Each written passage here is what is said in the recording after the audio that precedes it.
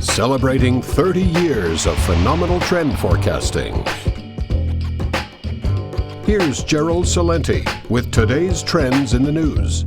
Hi, this is Gerald Celente. It's Friday, January 24th, 2020. And here are some of today's trends in the news on the market front. Mixed over there in Asia, up in Europe, down in the States. Gold, whoop, back over that $1,570 mark. Oil's down. And Bitcoin, bleep, kind of flat, but still over that 8,000 mark. Dow drops 170 points to end week as coronavirus fears grow. Goodbye, Rosie, Queen of Corona. Oh, no, not that Corona.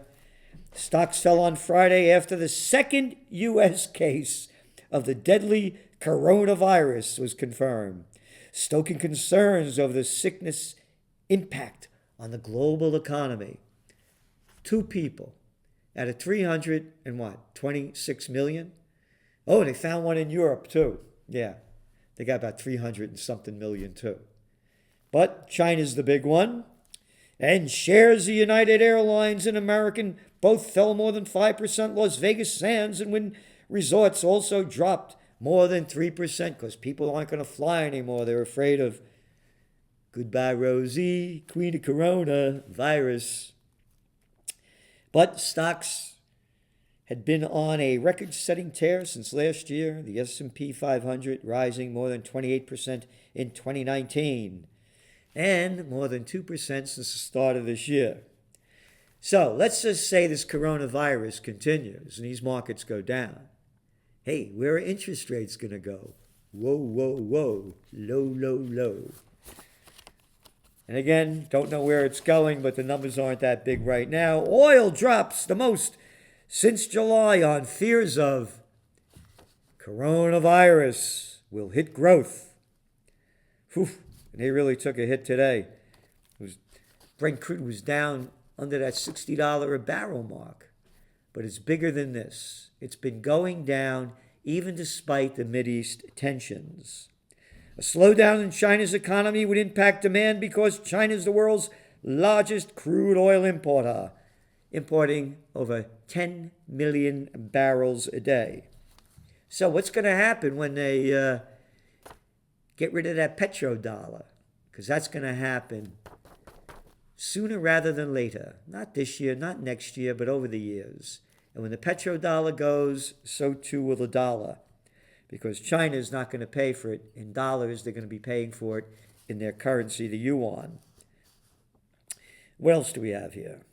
More than 33 million people are now under travel restrictions in China, which could impact jet fuel demand because Chinese New Year, which starts tomorrow, is the world's largest annual human migration. And over there in Libya, production slowed as rebels blocked exports. Who are the rebels? Libya, what happened over there? Well, we won't talk about how the Nobel Peace of Crap Prize winner Barack Obama, Samantha Power, Susan Rice, and Hillary Clinton, along with Sarkozy of France and No Cojones Cameron, destroyed the prosperous nations in North Africa. People had free healthcare, free education, no interest rates when they borrowed money. It was one of the most advanced places around. Destroyed by murderers. But anyway, gold jumped to more than a 2-week high on Friday because of goodbye, Rosie, Queen of Coronavirus, dented risk demand and prompted a flight to safe haven assets. You know, if this thing is real, as I keep saying, kiss that climate change stuff goodbye. We're going to be dead before that. I mean, they poison us in so many different ways. In our water, in the air, in our food. But anyway, the other important point about this is I always say, I'm not a futurist. Nobody could predict the future. There are too many wild cards. And the coronavirus is just another one of those. You never know what's going to happen. And again, over here in the States, we got one of the wildest of wild cards, and that's the Trump card. So, the World Health Organization designated the coronavirus outbreak an emergency for China, but not the rest of the world currently. And what else do we have? You know what the major stories are in the States over here? The impeachment trial. That's right, the impeachment trial. This is the major story on the Cartoon News Network. Oh, people call it CNN. This is the whole headline across the page. The impeachment trial of Donald J. Trump. Schiff accuses Trump of promoting Russian propaganda. The president embraces, quote, kooky, crazy conspiracy theories instead of siding with U.S. intelligence, the Democratic House manager says. House manager of what? A manager of a bunch of low-life craps in both parties. Who can look up to these stupid morons? Kooky, crazy conspiracies? Look how they teach us to hate the Russians. And that's why you subscribe to the Trends Journal. You get history before it happens. They're not reporting on the things that we're going to report on and do report on and write in the Trends Journal. Accuses Trump of promoting Russian propaganda instead of siding with U.S. intelligence. Oh, yeah, like the U.S. intelligence that said Saddam Hussein had weapons of mass destruction and ties to Al-Qaeda. That intelligence? Schiff intelligence? Intelligence? Oh, the ones that gave us the Gulf of Tonkin War. Or Vietnam War and the lie based on Gulf of Tonkin incident that never happened. That intelligence? What intelligence? Intelligence agency is an oxymoron for the word intelligence, and you only have to be a moron to believe it, and millions and hundreds of millions of morons believe this. There was not one shred of evidence that they hacked into anything. Nothing. But, hey, go Schiff yourself. Lagarde kicks off ECB policy review battle. Central bank holds rates as new president pledges scrutiny of strategy. The European Central Bank will examine whether it should alter the $200 billion corporate bond buying holdings to take account of climate change. Yeah. This climate change, again, we're going to be dead before that because the first shots of World War III have been fired. We got lunatics running the asylum. Anyway, banksters raise pressure over negative rates. European bank executives have launched a fresh lobbying push to convince policymakers of the dangers of long-term negative interest rates, warning they will hurt savers and pensioners and fuel price bubbles in riskier assets. They want interest rates to go higher so they can make more money. And again, they are right. This has fueled bubbles, and it's going to be fueling a big one. A lot more information here that you're going to get in your Trends Journal on Tuesday. It's a weekly, as you know. Much more information we'll be writing about. Downbeat IMF outlook diverts Davos focus on climate goals. This climate goal is a bunch of BS. Again, that's not what they're concerned. They're concerned with making more money. Global forecast reined in. Economic Forum overshadowed. The IMF has trimmed its forecasts for global economic growth this year. And you know what they're calling the global economic growth this year in the USSA? Well, the IMF forecast that the Chinese and American economies will slow in 2000. They expect U.S. to grow 2% in 2020. 2%, that's what it was under Obama. But even though the IMF, the International Monetary Fund, says that things are slowing down, Trump was over there in Davos, and he said, headline here, Trump touts an American boom at Economic Forum. Quote, the American dream is back, bigger, better, and stronger than ever, Mr. Trump said. No one is benefiting more than the American middle class. You know what that is. Bullshit. Trump shit. F you.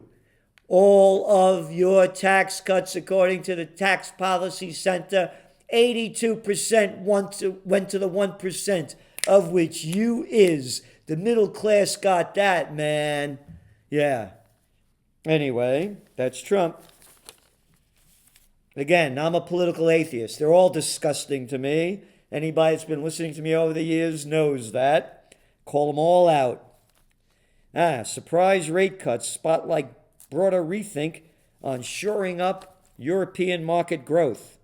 Surprise interest rate cuts in Malaysia and South Africa have raised the prospect of further monetary policy easing across emerging markets as policymakers aim to shore up faltering economic growth. They're all lowering these interest rates down to where they can go. Central banks in 58 developing countries cut interest rates last year. Imagine. 58. It's big trouble. The greatest depression is going to hit in 2021, minus wild cards like the coronavirus or something else, like a World War III. Then everything crashes. Wells Fargo, ex-CEO banned for life.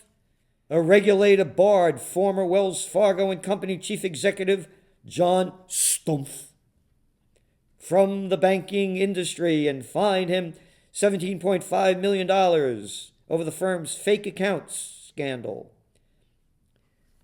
Fined him, banned him. How come he doesn't go to jail? We go to jail for the minor little things. Hey, where are all you tough cops? How come you're not taking this guy and throwing him in jail? Because it's just us that J-U-S-T-U-S, not J-U-S-T-I-C-E. They only go after us, the little people of Slavelandia. Jamie Dimon gets $31.5 million pay despite bank's criminal charges. Isn't that nice, huh? This is from Pam Martin. She does a great job. Yesterday, Transparency International released its annual Corruption Perception Index. The CPI ranks 180 countries and territories by their perceived levels of government corruption. The most corrupt countries rank lower on the scale, while a score of 100 represents the least corrupt. This year, the United States ranked below Uruguay with a score of 69. Isn't that great? This comes at a time when Americans, quote, trust in government is at a historic low of 17%, according to the Pew Research Center. But yet, even though the people don't believe in the government, they take sides. I'm a Democrat. I'm a Republican. I like Trump. I hate Trump. I love Obama. I hate Obama. That's how dumb the people are. They take sides of who the gang leader is. Great piece of information here. You get more in your Trends Journal. What else do we have? Slowing China faces costly bank cleanup. Big story here.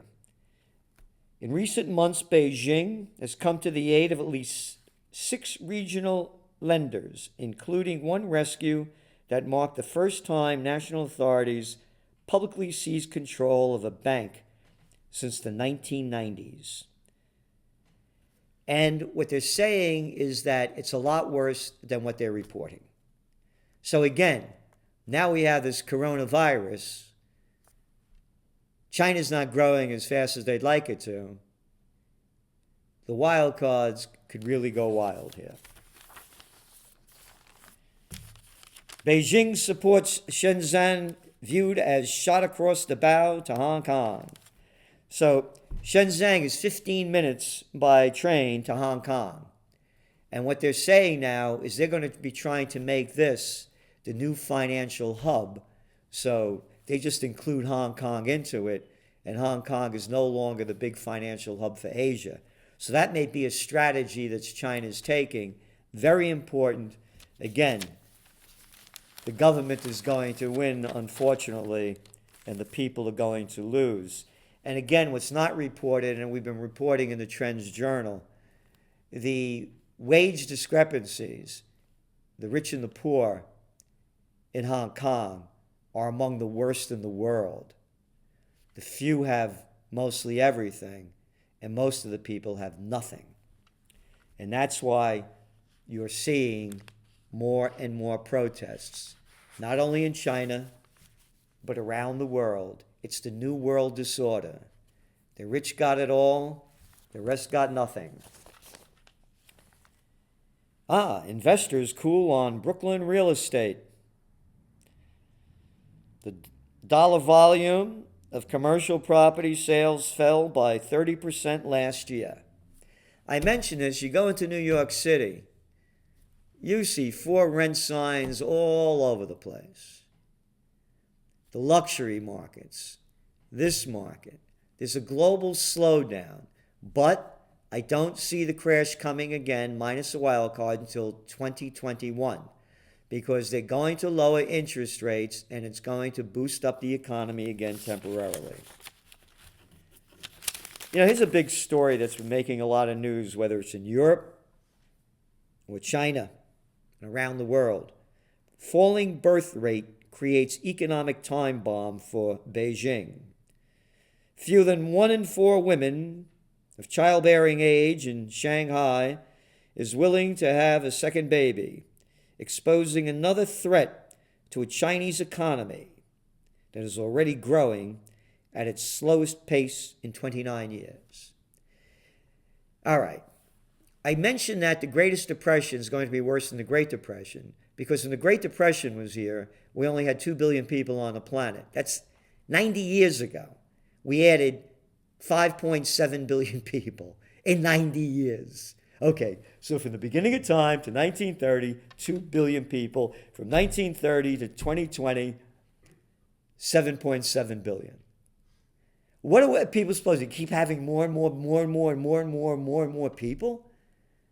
So when the economies go down, you don't have enough jobs for the people. You don't have enough jobs for them now. That's why you have all this migration and refugee problems. Besides, of course, being bombed to death and people wanting to leave their homelands.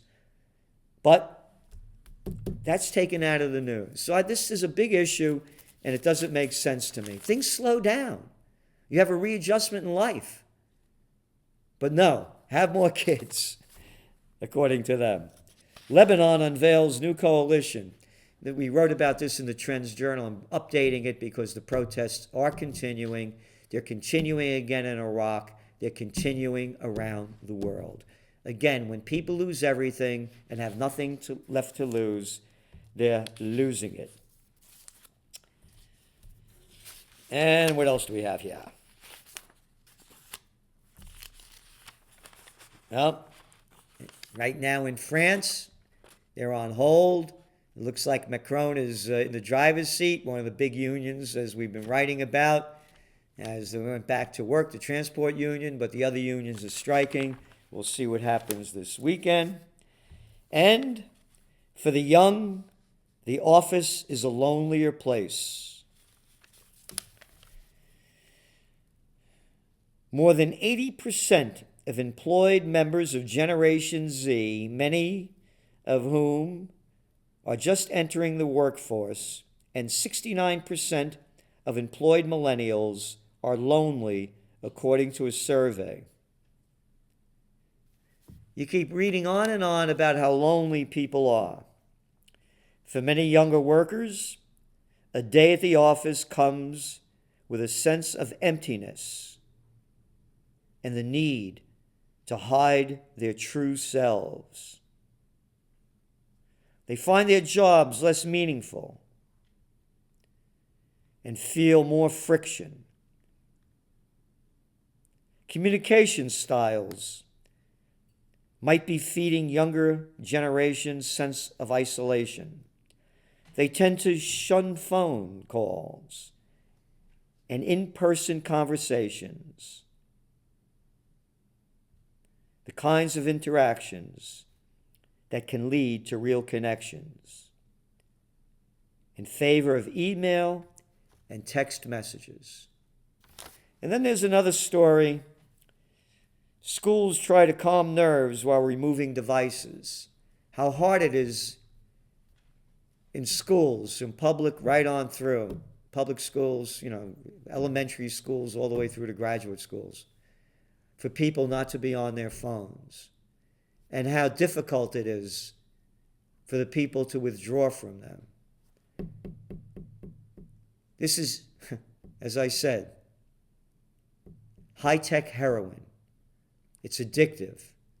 And I believe we are now in the early stages of the new Black Plague, brought to you by radio frequency radiation, all the other dangers of high tech from 5G to cell phones, and what it's doing to people emotionally, spiritually, and physically.